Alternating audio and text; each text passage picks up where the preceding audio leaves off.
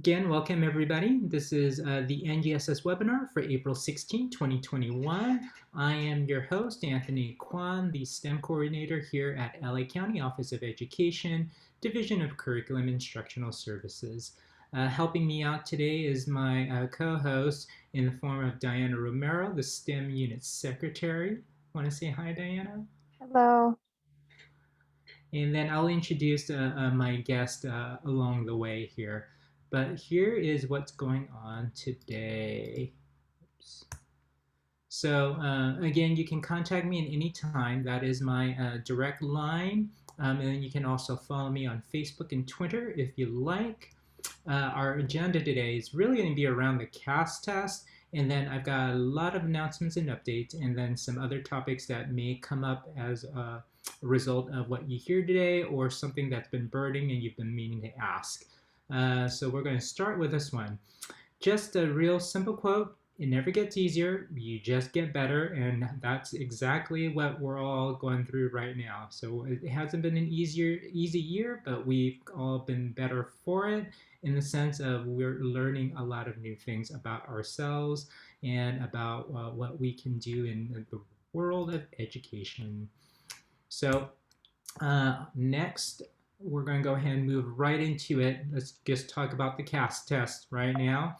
And joining me is Evan Bartelheim, Coordinator 3 with our state and federal programs. You guys probably know him better as your LCAP provider, support provider, but he has really been an exceptional resource. And I'm Deb Atwell usually comes on, and I'm not sure if she's going to be able to join us today. But if there's any questions or if there's any hiccups that I might have, Evan will probably pop in and chime in. So Evan, feel free to just go ahead and say, you're wrong, and here's what it really means. Well, I'm going to call you out right away. And I actually now have a new title. I know you probably haven't been apprised of it, but I'm now the project director of accountability and data literacy, which used to be assessment and accountability, hence why I'm here. You probably didn't know because we're not in the same division within our ed programs, but anyway. Well, we haven't physically seen each other I know as well. it's been more than a year. It's sad, but yeah, I'm happy to jump in. And I literally just got off a call, the CVETS coffee session, so I have the most hot off the press information. So Oh, maybe I should just toss it all over to you. But hey, Deb, welcome. And Deb is with us with our assessment unit here in the same division that I'm in. All right, so as far as the CAS test, so just to let you know, 2 letters were received by the U.S. Department of Education. One letter was the California Accountability Waiver response, which pretty much said that, told the state that we got your waiver and yes, you're getting the waiver. And then when it came to the California assessment response, that's a whole other separate deal where the letter and response pretty much said, oh, I take it back. I think I might have reversed it. The assessment response said, yes, you've been given the waivers regarding the assessment. When it came to the waiver response, you do not need to submit a waiver for the CAS test because we are still delivering the regular CASP test items. So I think I reversed it. I think I fixed it. But just to let you know, so those were the 2 letters that were received by the U.S. Department of Education. As a result of that, all kinds of stuff came out, all kinds of confusion came about, and when you go to that bit.ly link right there, and Diana, if you can, type that bit.ly link into the chat box. When you go into that bit.ly link, I have a bunch of resources as well as letters and documents that's all related to the testing, not necessarily around CAS, but pretty much everything there as well. So right now, I can tell you that I don't know how to best say this, Evan, but if your district is giving the CASP test, technically you should be fine giving the CAST test. But there are probably some considerations there, and I think this is where I'm probably going to need some help, Deb and Evan.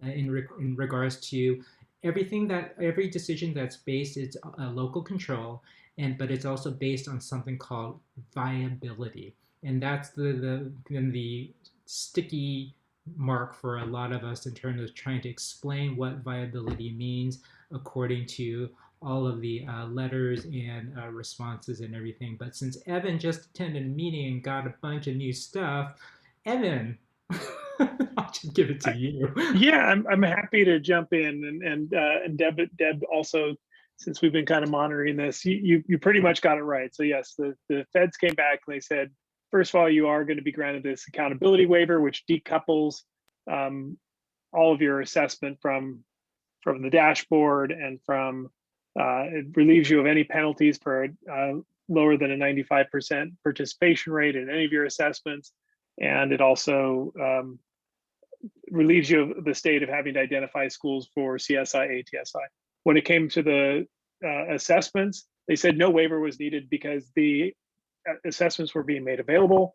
And the assumption on the part of the CDE was that everyone would take it, with this understanding that if circumstances were different and were not viable, then there would be consideration that you could determine locally. The CDE then took that piece and ran with it to this next level and said, okay, viability is a local determination, and viability can differ from grade level to grade level, essentially. And we've heard some pretty very different understandings of what's viable here and what's viable there. There's no specific list of exact, here's what's viable, here's what's not. There's no checklist, but there have been some obvious considerations: bandwidth, access to devices, non-managed devices being predominant, which makes it hard to download the secure browser, the amount of time that students have been back in class, all these things. So viability does differ from grade level to grade level. And so for those students that will be taking the CAST, it could be that it's a consideration in fifth grade that it's not viable, but eighth grade it would be viable because they're in a different learning environment. That being said, if the CAST is determined to be a not viable assessment, and I can bring up the slide actually, let me just share this real quick because let me go ahead and give you option. Oh yeah, you have the ability to share screen. Yeah. So this was just shared in the previous this was the CDE and ETS just in their office session. If it's not viable to administer the CAST, do not give the test. And there are no other assessment options available. There's no expectation that an alternative local assessment would be determined or would be decided upon by an LEA to administer in lieu of the CAST. So this is a local determination. If it's not viable to administer the CAST, then don't deliver it. And they're not going to come. They've said very explicitly today, the CDE does not have the manpower. They're not going to come down and audit you and ask for a list of your justifications. What I've been recommending to all LEAs is that, there should have been, there undoubtedly have been conversations about why or why not it would be feasible to administer. You would want to document that. And I would certainly want to, if possible, share it with my governing board, not necessarily as an action item, but maybe within a superintendent's report or in a information item, just because it's going to be of high interest to the board and to the community. But here's the determination on viability, why you may be doing CASP and CAST assessing at some grade levels and not at others. This one is a little more tricky. You mentioned earlier, if it's viable to do the CAST, the Smarter Balanced ELA Math, and then it would be, the assumption would be that, well, then you can give all content areas.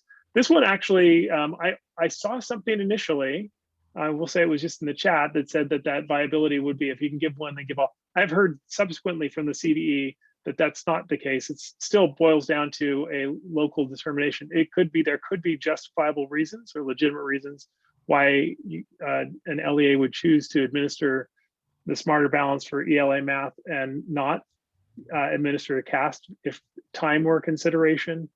Is one of the things that I've heard from the CDE.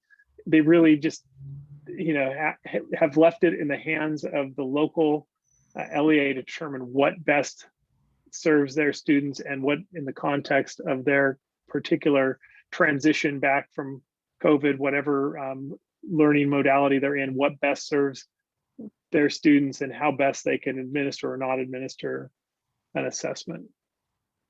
Great. So, Deb, is there anything that you'd like to chime in with as well? Well, I just wanted to clarify something Evan's saying. I think that there is a real case to be made about against that possibly CASP, ELA, and math would be viable because they have shortened blueprints. The tests are about half of the normal length on the computer adaptive portion of the test. So the time that would need to be dedicated towards testing is much reduced compared to CAST. Since we have no modified blueprint for CAST, the assessment would be taking the same amount of time it was taking 2 years ago, because we didn't do CAST, which we all know that was the first rollout year that the data actually would be used for districts. And so that at that time, if you can harken back to that, the assessment, it being new to students, the platform being new, was taking quite a bit of time to administer, sometimes between 2 and 4 hours. And so doing that remotely is quite a strain on districts. And so questions about timing with CAST, I think it's an argument that could easily be made that just the time constraint involved in doing a full length assessment remotely would be difficult for the district and definitely difficult on our students and families. So. Great, thank you. So just to answer some of the things that are in the chat box, can you explain, do we have to give the test? So as Evan and Deb have pretty much tried to explain, it really is a local control decision at this point of whether or not it's a viable option to provide that test. In my circle, where all of my counterparts, we're actually having that discussion of should the test be given? And I can tell you that I'm on the fence on it. On the one hand, yes, I believe that it should be given because that will affect whether how quickly we can get the CAST test onto the dashboard. On the other hand, I completely understand if there are physical demands for not being able to deliver that, whether it's bandwidth, technology, etc. But here's another thought for you as well. Right now is go ahead and give the CASP math and CASP ELA. There is the extension of the assessments that goes into July, I think, right, Evan? July, yeah, still the option to test into July 30th for CASP and for LPAC. If an LEA decides they want to administer CASP, we use that extended time, and maybe there's some summer school that'll be taking place that they could capture that. Then it would just be necessary to contact Caltac to extend the window. This is really kind of an assessment coordinator, but yeah, you kind of test into July 30th. So that's another opportunity right there. Again, we're not saying that that is the right decisions to make. It's going to be based on your LEAs and what they decide. As far as the CAA for science, it is difficult to try to do that on an online basis, especially since each of those tests are, number one, we have 4 different versions of that test in LA County. And not to mention that for the CAA for science, that it's difficult to give that remotely. That has to happen in a one-to-one base. Deb, you wanted to say something? Yeah, you cannot give the cost assessment remotely. Yeah. It is not administered remotely at all. So it has to be one-on-one with students because of the eye gaze, different types of responses that students provide. And so Evan, I was also just at the coffee hour, and they very clearly stated if health regulations, distancing between student and teacher or test administrator, these are all things that would affect viability of CAW. And so if there are any safety guidelines with regard to the CAW, then yeah, there is no other option for the CAW assessment. So I did want to say one thing. I just want to be clear because I think you said something about the data for science being on the dashboard. And if you were to take CAS, that none of that data will be reported on the dashboard, is my Correct. understanding. So that wouldn't be a consideration. It's not being reported publicly. So I just wanted to clarify that even if your district decided to take the CAST assessment this year, that data would not be on the dashboard. Correct, correct. Thanks for clarifying that, Deb. So again, that's a discussion that we're having at my level, where we're trying to figure out how do we explain the importance of giving that test or not. And one consideration is that, well, we give the test, it could, again, move forward a faster timeline progression to put the CAST onto the dashboard. Right now, there's only a placeholder, and until we actually get 2 full years of data, and when I say 2 full years of good data. So that means this year it's not good data, but again, we need to see how that rolls out, et cetera, et cetera. But Anthony, oh yeah, go ahead. Let me just one more clarification on the Cal Alt. It's consistent, by the way, if a district decides they do want to administer the CAST because it can be done remotely.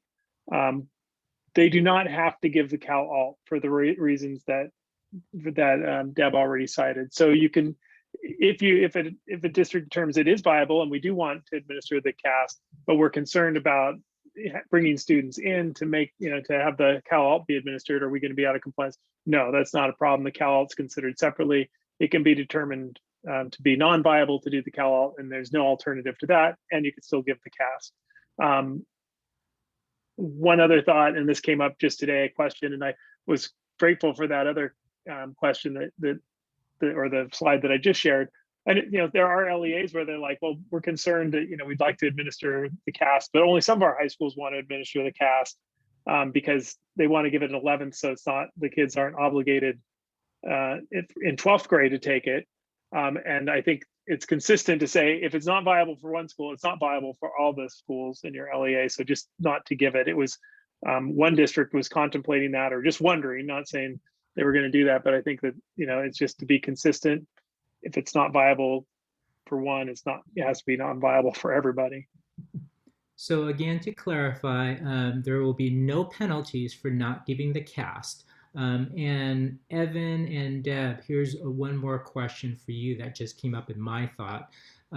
So we had juniors last year, seniors this year, they're now seniors, and technically the mandate is that all seniors would take the CAST test. But if the district is not find that it's not viable to provide it, then those seniors would be considered to have completed. Yes? It's funny. We had this. I see Deb smiling. This came up in Dan meeting, and I think there's an assumption that actually it may even have fed into is that a graduation requirement? And Malbang from the assessment unit at the state said, well, it's not a graduation requirement. That is. So yeah, they would be done. Like there's.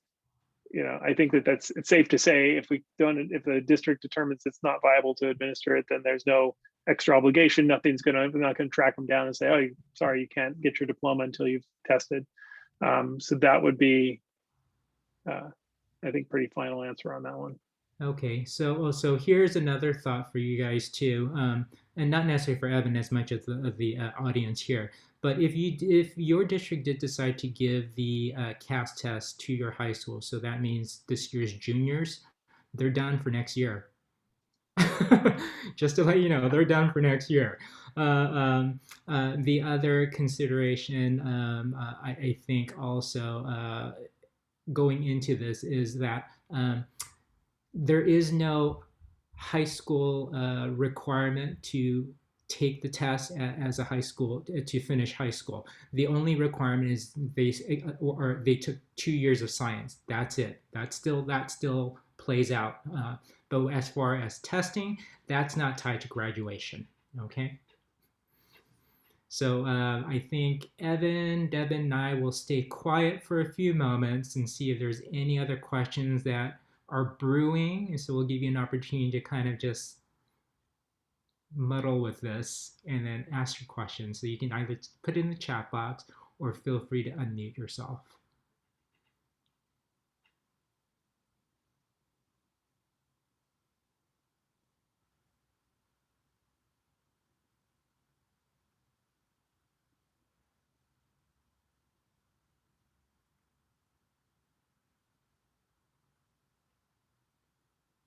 That's a 10-second pause, and I am so amazed that we got through this. All right, so really grateful because we got the option because of how much we have had to cut out from teaching. Yeah, that's definitely true too. So if there aren't any more questions, then we're going to go ahead and move forward. And Evan and Deb, thank you for joining us today.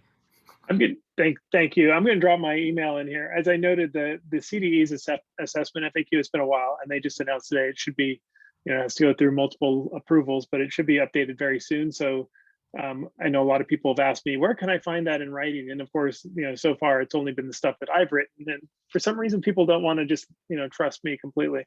But that assessment FAQ should be updated hopefully today, and I'm going to put my email in case anybody has any additional questions.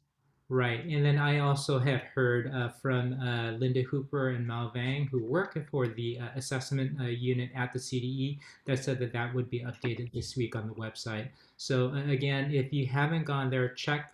If not at the end of today, then check tomorrow or Monday. CDE website, the assessment tab, and then that's where you'll find FAQ updates. And so hopefully that'll be up today. So we'll let you know then. And Evan, thank you again for joining us. And Evan, if you want, you can also come by the LA County Math and Science Leaders Network because we'll be talking about the same thing.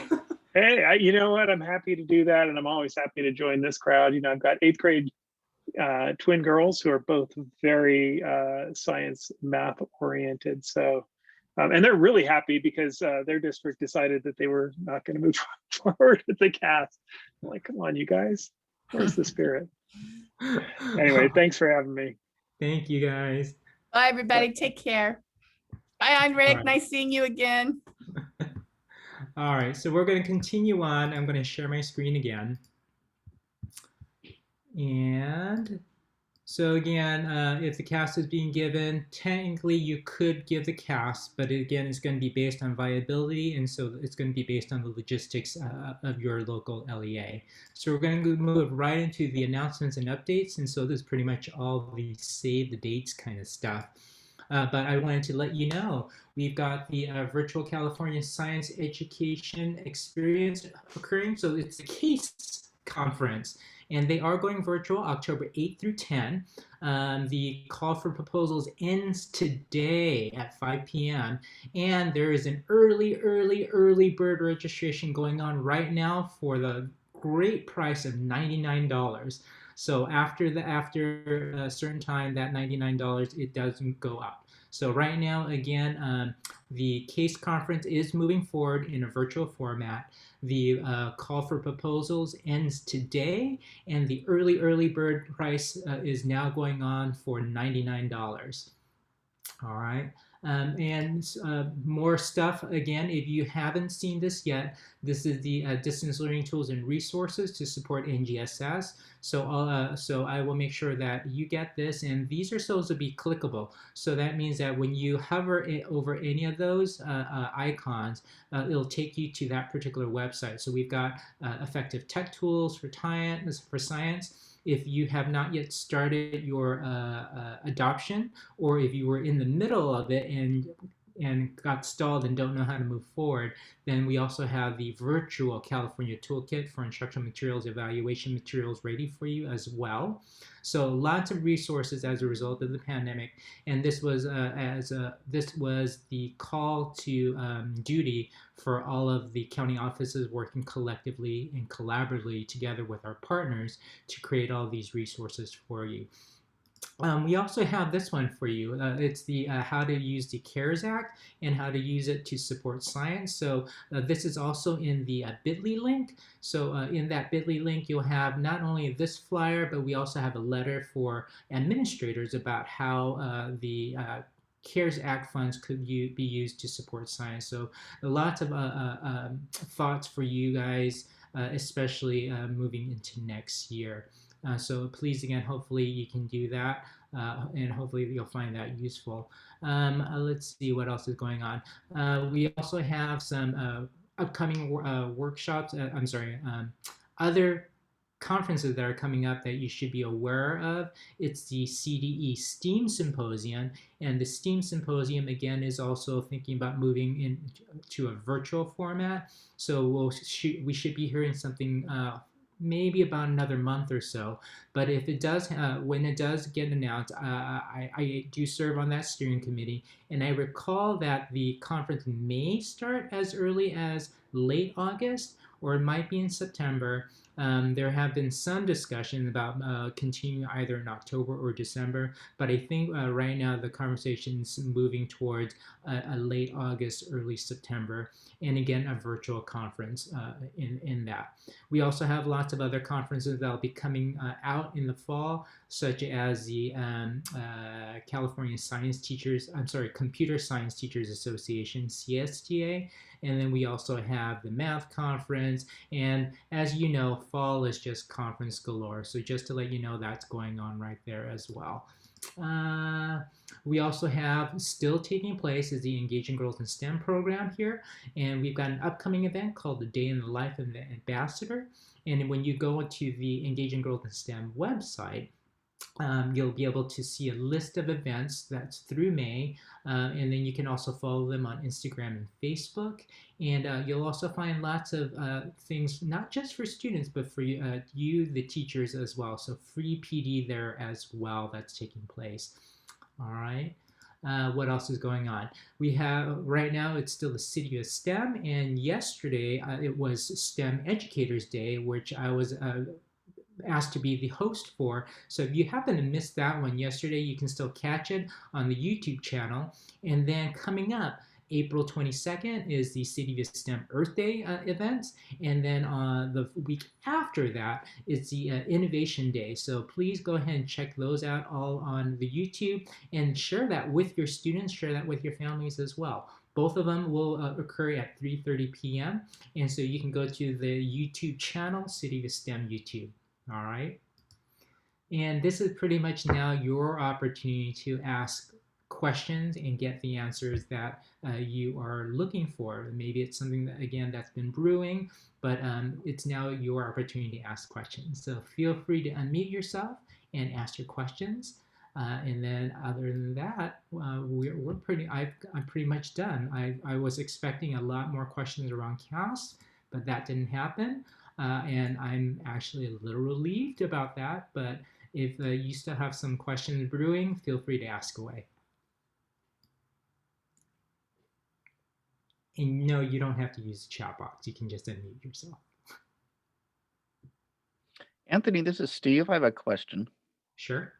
Thanks. So I was looking at your, let's see, you had a slide with the technology and some of the solutions for teachers with the results of distance learning. Mm-hmm. Just curious, have there been any testing, or is there data on the reliability with smartphones for students to use at home? Research, I'm not aware of any research about it right now, but I am aware that we have a lot of teachers who are having students use that. Okay. But again, the cell phone use, of course, is more of a classroom management issue than anything else as well. Okay, thank you. Yeah.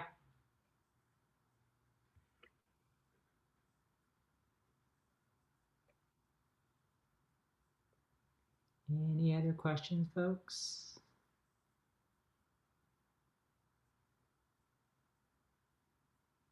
Elena, again, is there, or is Marie still on too? So do either of you have any more announcements that you want to make for the California Science Center? The only thing that we have going on right now, it's our virtual field trips that are there on our website that are in NGSS for those who are teaching science or want to teach some science in classrooms. workshops coming up. None. We're working our way to go into the case. So we'll hopefully presenting there if we get letters of approval. So no, that's basically where we're at. Marie, anything?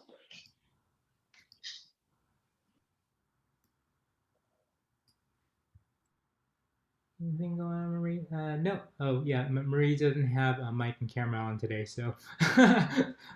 All right, that's not a problem. And then just to let you know, many of our museums and aquariums, I think, are also opening up as well to a smaller crowd. So safety guidelines are still being practiced. And please still continue to check out all of our informal education centers, like our partner at the California Science Center, Aquarium of the Pacific, Natural History Museum. All of them have programming that is online and virtual as well. And again, they are all slowly opening up. And we're so glad to have them as partners and collaborators on so many things that's happening here at LACO. Other things that are coming up that we can probably share with you at this time as well is probably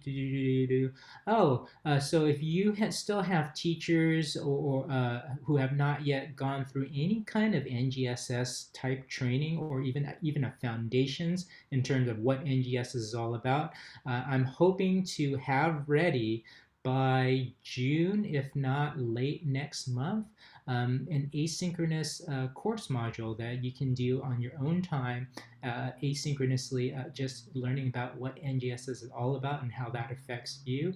And that is for TK through 12th grade. So look for that. Look for more information for that. And if any of you are using computers or teaching a computer science course, please know that I also have a effective and inclusive computer science teaching course that I'll be delivering next month. And again, that is asynchronous online. It's a 6-week course, and we have every week we'll have one day for 1 hour where we'll meet synchronously with each other. Again, it's a free course. And yes, you can also sign up to get course credits, etc., for salary advancement, etc.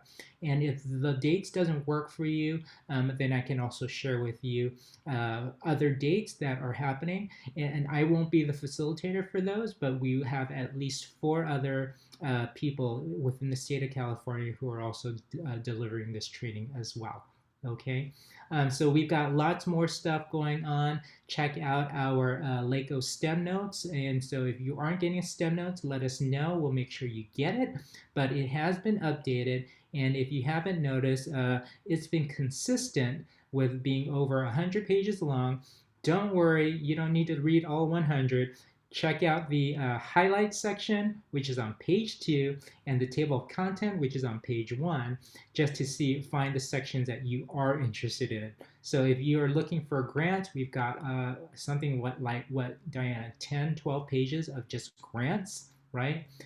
We've got lots of stuff for student opportunities, again, conference information.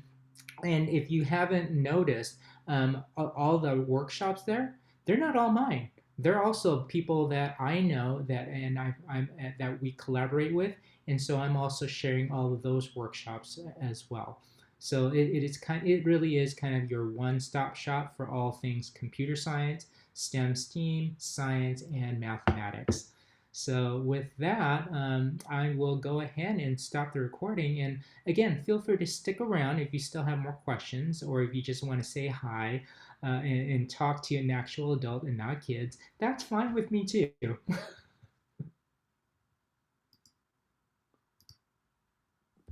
I just wanted to say our school got the opportunity to do the WAM curriculum, or a portion